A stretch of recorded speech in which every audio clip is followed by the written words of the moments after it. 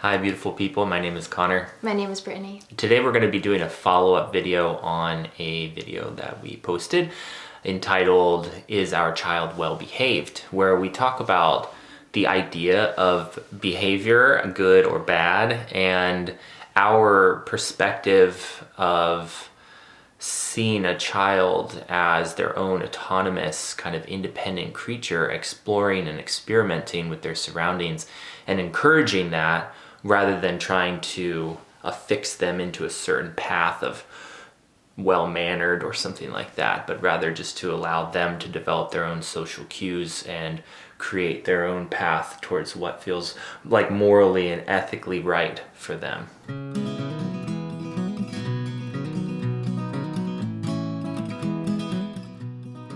If you're looking for resources to grow within your relationship, we invite you to come on over to our free membership site. We've got videos to help you communicate, learn to love more compassionately, more openly, and we've got a lot of exercises available to you as well. That was a beautiful synopsis. Thank you. Here's the follow-up question we received. Follow-up question I have for you is, how do you implement this with family or friends interacting with your child who do not have this outlook? My parents were recently visiting, and it was really hard to watch when they would interact in a way with my child, how they did when they parented me, and it really hurt me, creating power struggles or acting dominant over the child. When I would step in with feedback, it was never well received and the behavior continued. The worst part was seeing how it emotionally affected our child. Well, I have a lot of empathy for that. Man, so much. And in different language, I have heard that from a lot of people. And it makes sense that we want to be close with our biological family, and that sometimes we will make the most compromise in our relationships with our biological family that we really wouldn't make with other people in our lives. And there's nothing wrong with that. But I think that we can also take care of ourselves, and in this case, the children in our lives that we're sort of in the role of taking care of, especially at that young age, in a way that feels like you can still be close with your biological family, but that also sets up some guidelines that feel safe and healthy for you. I'm really noticing more and more as our family expands and as I recognize this deep feeling for this call for tribe or community, that how we show up is everything, and we really do affect those around us and inspire those around us by our steadiness in a space of love and openness. And I think this is what most of all we're wanting to hold a space for Ilya to continue in, because Ilya came into this world loving and open, and that well-behaved video, I think, really speaks to our desire to continually have an open, loving space for them to flourish. And that has been, I feel like for me, it has really taking space from relationships that were unconscious with family and friends, so that I could sort of reconnect with my true self and know what I wanted, and to form relationships from there. And then as I strengthen that connection with myself, as I'm in a space of loving presence, then I notice I'm able to bring that more into relationships with like my biological family, and they're flourishing so much. And I've seen with us how much we're inspiring our family members and close friends. And so I think it's like this whole continuum in a way where there's different phases for different things. And at a time, it would have, I think, felt really right for me, and maybe in a way did feel right for me, to have a lot of spaciousness, be many states away from my family, so that way when they did come to visit, or when they do come to visit, it's like this intentional time. And also, we have all this momentum going with the space that we hold, not just for Ilya, but for each other, and now for our family members as well, so they really know what to expect and what to come into. And this is something that we've fostered over a long period of time, us being steady in this space and setting that expectation. And I see it with other people we interact with too. the version of them that we get to interact with, I think, is in parts inspired by the space that they see us existing in and that they want to be a part of innately, because it feels good to be in a space that's open and loving. Yeah, something that came to mind is like, if you have this kind of rule for your house that you just always take off your shoes when you come over, the first few times someone comes over and doesn't know about the shoe rule, they're going to leave their shoes on. And you just keep asking, like, oh, hey, we take our shoes off and like we just like it, and for this reason or that reason, do you mind leaving your shoes outside? And over time, they'll just leave their shoes outside. And they might only do that when they come to your house, but maybe they'll start doing it in their own house too. And I think that that's how I've noticed the world interact with us. Over time, our families, our friends, everyone in our lives sort of takes off their shoes, in our house. And for us, I think that means communicates compassionately, consciously, shows up with awareness and love, because that's what we are asking people to do. And it's not like if they're not doing that, we would say, well, you need to go away. But it's just sort of not really what the house is asking of you. And I think that each of us has that power, like Brittany is kind of talking about, this power within ourselves to model the type of behavior that we would like other people to express towards us, or in this case, towards our children. And I think especially when that behavior is aligned with something that I think is more deeply true for us as human beings, it becomes pretty easy for people to get on board with that. And I think what is aligned with us is compassion and gentleness and sweetness, and encouraging that in other people. And so when it comes to sort of directing behavior and, in a child, directing it, being kind of forceful with it rather than modeling that I'm talking about, I don't think that holds those feelings of compassion and gentleness and sweetness. So I do think the best way that we can kind of help other people get on board with what we're wanting in this case is to really model it and to show it. And then second to that, of course, is to communicate your desires. And we wanted to talk about maybe this person felt like some hesitation, or like didn't feel like it was really received that well. And so we wanted to talk about maybe some approaches that could allow your words to be heard as best as possible.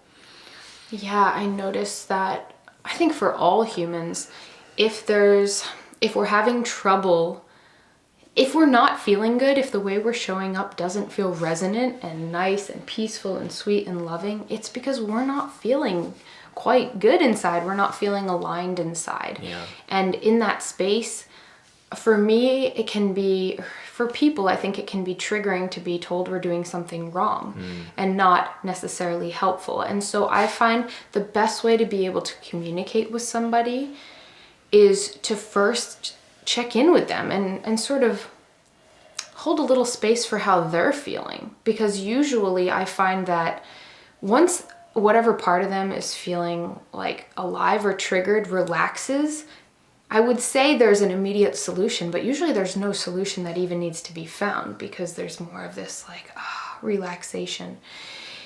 And just like kids kind of copy what we model in the world, the parts of us that have never developed because in childhood they probably weren't encouraged, like we're seeing maybe from older generations trying to do the same things that we've become conscious were done to us, we're giving them another opportunity. Another generation came in, there's this other opportunity to heal these young parts, which is what I was going to say, is these parts are probably really young parts of us that are feeling triggered. And so it is kind of like speaking to a child that is feeling overwhelmed, only it's showing up in this different form. So by first being able to check in and say something like, I'm curious how you're feeling, or I'm sensing you might feel a little frustrated right now, or is a part of you wanting so and so to do something differently right now, or just sort of helping ground this person into the present moment with, yes, showing them, offering them how they're showing up, but not as like you're doing something wrong, more as like, let's hold space for how you're showing up, because it's an important expression of a part of you that probably really is in need of our love and attention. Yeah, I love that. Yeah, I think just to reiterate, the most important thing in communicating anything is to be communicating from as peaceful and centered a place as possible. And I know that sometimes, especially around our children, we can feel really charged, and that makes sense. And maybe if it's possible to take a few breaths and to try to move that charged feeling just a little bit over to the left, the right, the top, or the bottom, and to find more of your centered space, which to me comprises compassion, curiosity, and calm. Those are the 3 C's that are really easy to remember. And speaking from that place, I think you will find your words hit home much more effectively than when you speak from that more charged place. The other thing that comes, did you want to follow up? Yeah, I love what you're saying. I think like, yeah, kind of building on that, like when we've sort of maybe created space for what they're feeling, you've taken some breaths for what you're feeling, then I think the words that come through naturally to communicate how you may be feeling are more aligned is the word that keeps coming to mind. But then being able to share something like, I notice a part of me feeling a lot of empathy for how my child could be feeling right now. For example, because it sounds like that's what's coming up. Maybe it's coming up as protection, wanting somebody to behave differently towards your child, but maybe it's coming up as like, oh, I'm sensing how they're feeling. That might not be feeling good for them. Totally. Yeah. The other thing that comes to mind around this whole topic is that, we can't possibly, and we're not supposed to, mitigate every interaction our child has. And I think that is also an important piece of us to look at and to see, how much can we healthfully create an environment that is as beautiful as we can, while also allowing the environment to just exist and to hold space for our child existing within that existence. And just as things may be coming up for us that we need to communicate about, so too our children need that space to be able to be heard and to ask, like, how does that feel for you? And of course, when they're not speaking in the same way that we are, that might not feel as clear as to how to do that. But I think energetically, we can hold that space for our children to emote and to express themselves as to how an interaction feels. Because in the world, we just run into people where the interaction maybe doesn't feel good. And we do need to, I think, have the opportunity to develop our own skill set to manage that and to take care of that in a healthful way.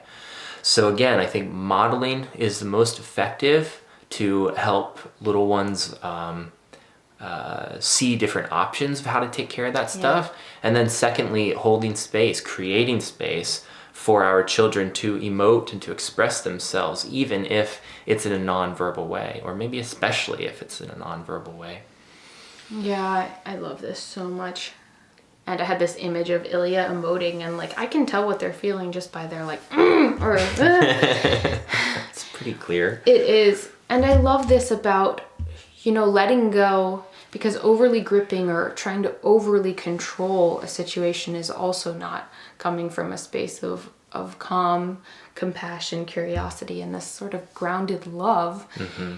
And when I have felt parts of myself feel fearful around that, I've realized Ilya has their own magic going, and Ilya has this whole life. Yeah. And this whole, just as much as our existence setting this steady tone for the space that we're creating for Ilya to exist in is important. It's equally important for Ilya to get to experience the world and see how it feels for them.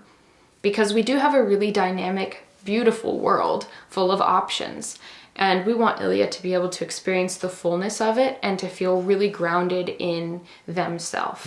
And I think the more we focus on what we can do, the more the pulse of Ilya feeling like they are really grounded in themselves is going to exist everywhere. So that when they have a weird interaction, they're not going to necessarily take that on. They might just feel like, this person's a little weird right now.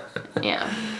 Yeah, and the last thing I want to say, and just to let you know that all options are possible, is that, you know, taking space again from people in your lives that you don't feel supported by can be a really helpful decision, and can also be a very difficult one, and maybe one that you want to take some time to consider how that's going to feel for your whole system and not be too hasty with. But it's always an option, and I think it can be a really great option. And you can do that by just removing yourself, or you can do that with a lot of communication and letting the person know, here's why, and I'd really love to have a relationship with you, but I need these certain things, and that's really okay to ask for. And you could even do something like writing that out before ever talking to the person about it, just to see how it feels. Yeah, I love that. I had one other inspiration while you were sharing that, which is that you can also call in extra support for you both, and that could look like you could share this video with them, or you could share the previous video we did, or you could a great book is Nonviolent Communication, and you could say, hey, if it resonates with you, you could tell any loved ones that you're really enjoying how great it feels to read this book and to practice compassionate communication, and do they want to read it with you, and you guys can practice it together. Yeah, invitations work really well, I think. Do you want to do this with me? Yeah, I'd love to be closer. Exactly. Rather than like, you're doing this thing and it's just wrong, and because it creates a separation. Yeah. So thank you so much for the question. We really love this topic and appreciate you all watching.